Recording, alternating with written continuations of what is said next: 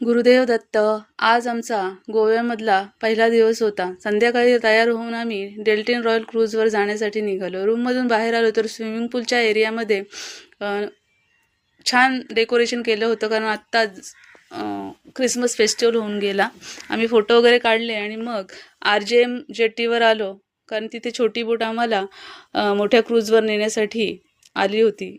त्या छोट्या बोटमध्ये बसून आम्ही मग निघालो डेल्टिन रॉयल क्रूजवर जाण्यासाठी.